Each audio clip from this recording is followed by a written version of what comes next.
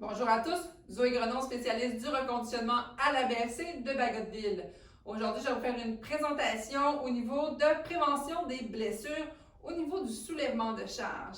Donc, écoutez bien les avertissements qui suivent et je vous en dis davantage. En réponse à la COVID-19, PSP offre des séances virtuelles de conditionnement physique aux membres des Forces armées canadiennes.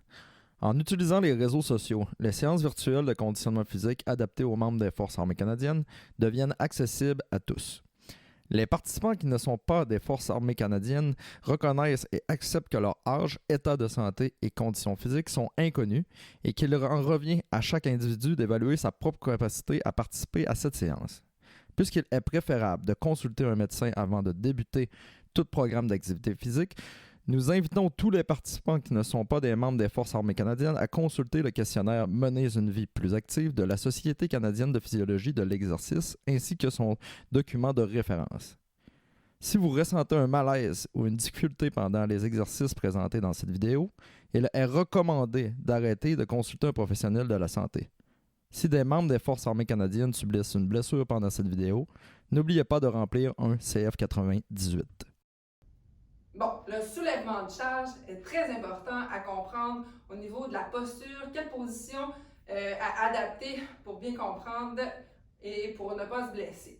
Est-ce que vous savez qu'environ 80% de la population va avoir un épisode de douleur au niveau du bas du dos durant sa vie? C'est pour ça que c'est important de comprendre comment le corps fonctionne. De plus, ici à Bagotville, environ 50% de la clientèle qui vont en physio sont des personnes qui ont des problèmes au niveau des douleurs au niveau lombaire. Donc, écoutez bien ce qui suit pour bien comprendre la bonne posture dans un soulèvement de charge. On parle souvent, garde ton dos droit dans la posture, garde ton dos droit pour faire tel mouvement. Donc, quand on parle de dos droit, on va penser qu'il faut garder son dos droit comme ceci pour ramasser la charge. Mais c'est pas fait pour tout le monde non plus.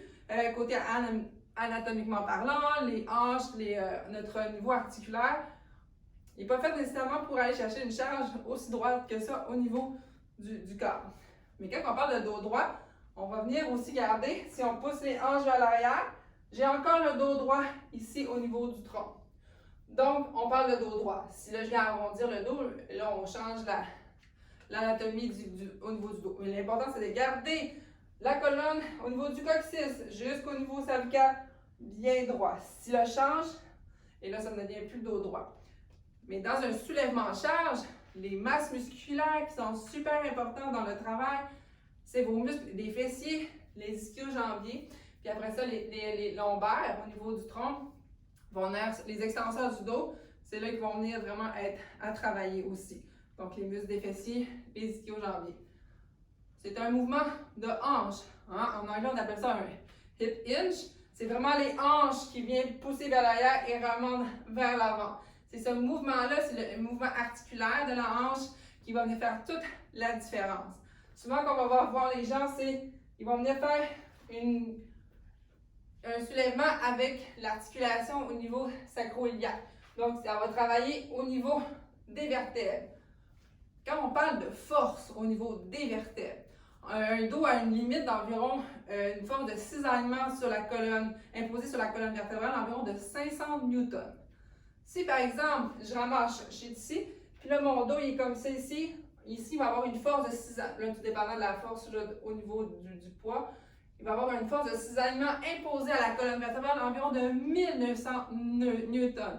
Donc, il y a une bonne différence entre 1900 et 500 que le dos est capable.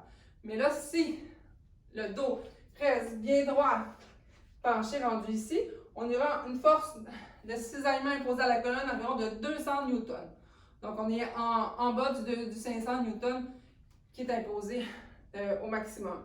Donc, c'est pour ça qu'il est important de prendre conscience que c'est l'articulation de la hanche ici, c'est nos fessiers qui sont super importants à travailler dans le mouvement. Je vais vous montrer un exercice vraiment pour comprendre le mouvement de nos hanches. Mais là, vous allez voir, je vais vous mettre en lien vers la fin de la vidéo. Sur YouTube, un de mes collègues de travail, Michael Cyr, vous présente vraiment toutes les postures à adapter au niveau d'un soulèvement de charge. Allez voir la vidéo qui va suivre. Mais là, on va commencer avec l'exercice. Bon, l'exercice que je vais vous présenter, c'est vraiment pour bien comprendre le mouvement de hanche dans le mouvement d'un soulèvement. sur le lien que je vais vous donner vers la fin du vidéo, juste à cliquer dessus, puis vous allez voir vraiment les étapes à suivre comme il faut au niveau d'un deadlift, d'un soulèvement de charge. Donc, on vient placer un bâton au niveau du dos.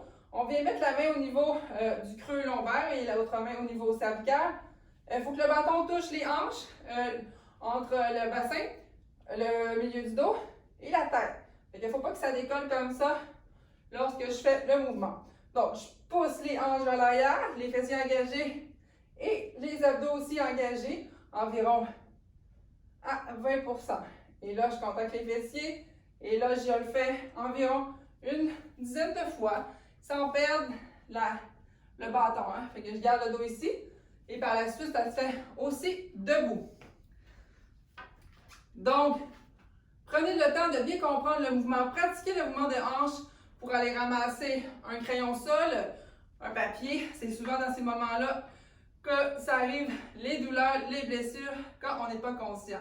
Et tous ces mouvements-là, pratiquez la prise de conscience dans les mouvements, dans toutes vos activités quotidiennes aussi, ça va être primordial à le faire. Donc, ici, le lien qui suit, important, cliquez dessus et allez voir vraiment tous les points importants dans un soulèvement de charge avec mon collègue Michael, qui va être super bon pour votre test force lors de la soulevée de sable des 30 fois.